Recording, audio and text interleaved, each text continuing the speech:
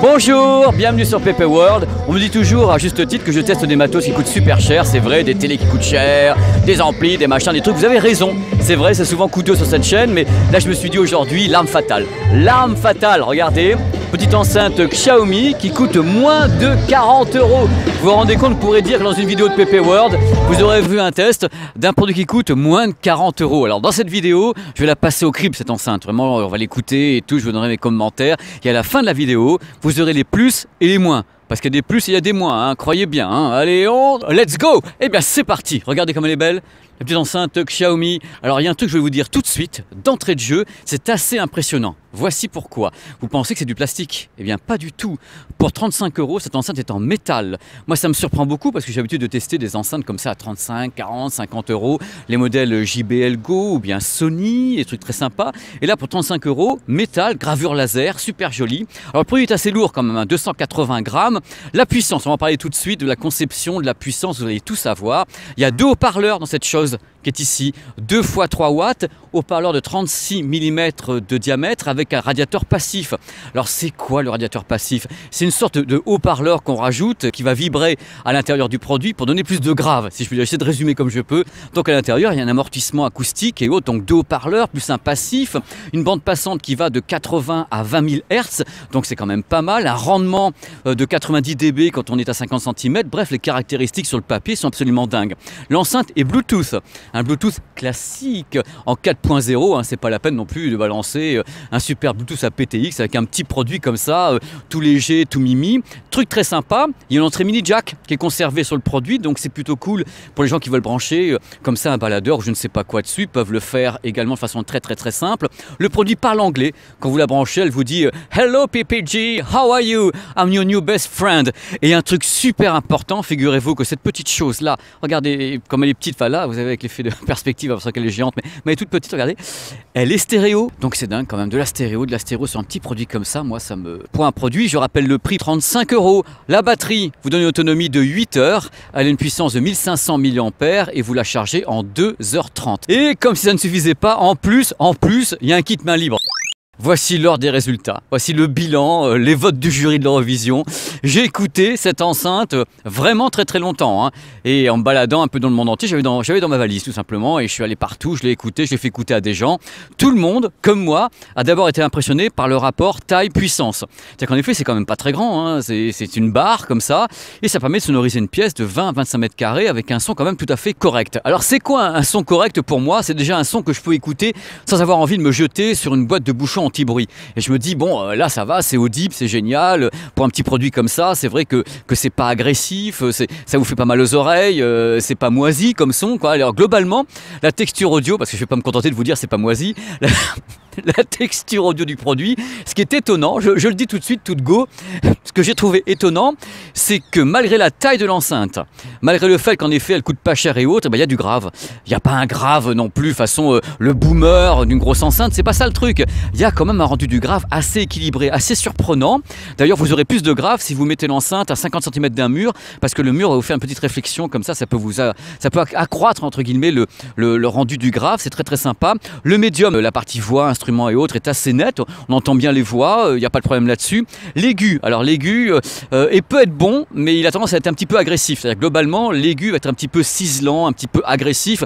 Bon, on peut pas tout avoir, hein, les loulous. Hein. Ça dépend bien sûr de la qualité du fichier que vous balancez. Hein. Si vous balancez un fichier aussi qui est pas très bon, l'enceinte va vraiment le sentir tout de suite et celle-là va pas faire un pli. Hein. Ça va être très distordu justement, ça va être très agressif dans l'aigu. Et globalement, si vous partez en vadrouille, chambre d'hôtel, machin, truc à l'extérieur pendant un pique-nique et autres, il est vrai que l'enceinte elle vous donnera satisfaction. Ça, je le pense fermement et je vous dis que c'est un coup de cœur. Vous allez vous dire, mais Pépé, mais ça coûte 35 euros. Toi, tu fais jamais de produits comme ça parce que toi, tu fais des produits qui sont chers et tout. Mais non, mais pas toujours. Arrêtez de me mettre cette réputation sur la tête. Je fais des produits chers, mais pas que, la preuve. C'est vraiment le produit concurrent direct des JBL Go, des petites Sony et autres, donc des cubes qui sont donc vendus environ de 40-50 euros. C'est pile poil un concurrent. Et là, il y a l'effet stéréo qui, bien sûr, n'est pas super large. Vous avez vu la taille de l'enceinte. Je veux dire, si vous avez une enceinte qui est quand même très ramassée, je vais la sortir de ma poche d'ailleurs en direct live. L'enceinte, le mec, il fait sa vidéo à l'arrache, mais le type à l'arrache, le mec.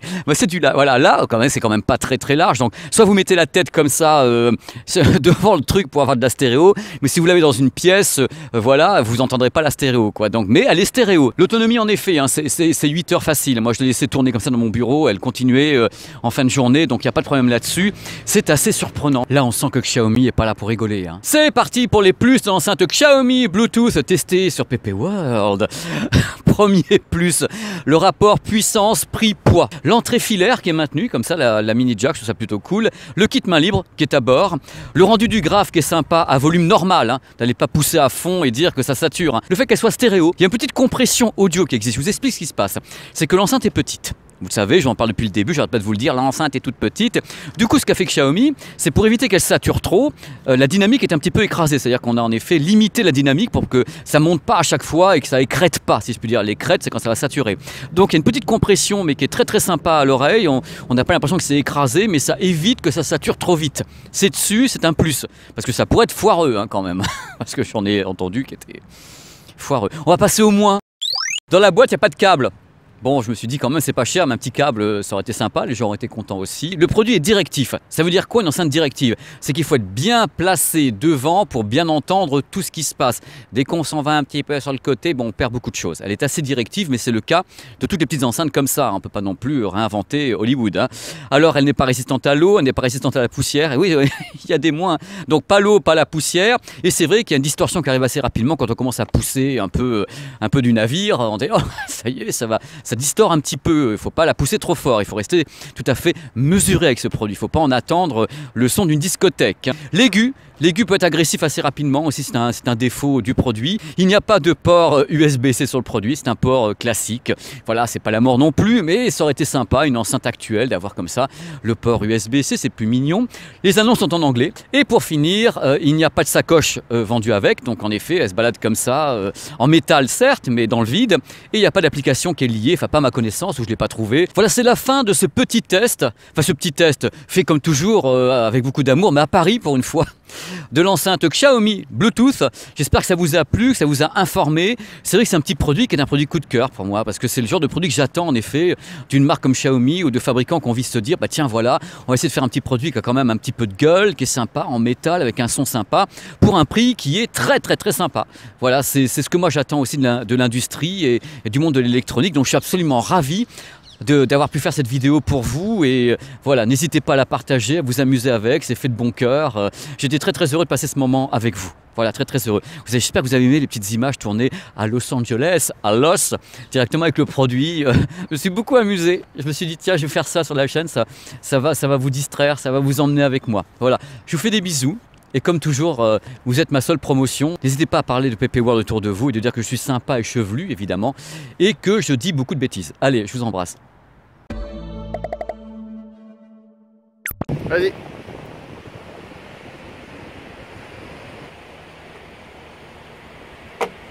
Avec la petite voiture motocross derrière, parfait.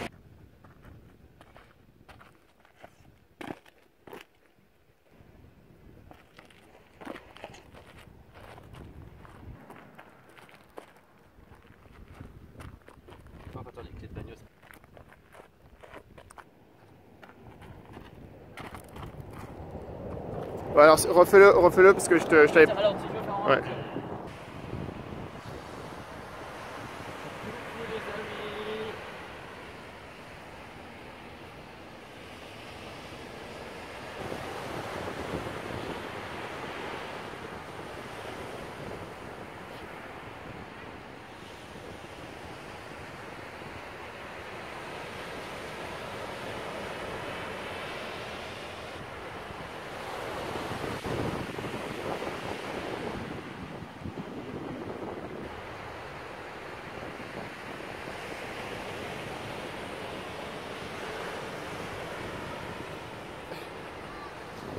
Le cadeau.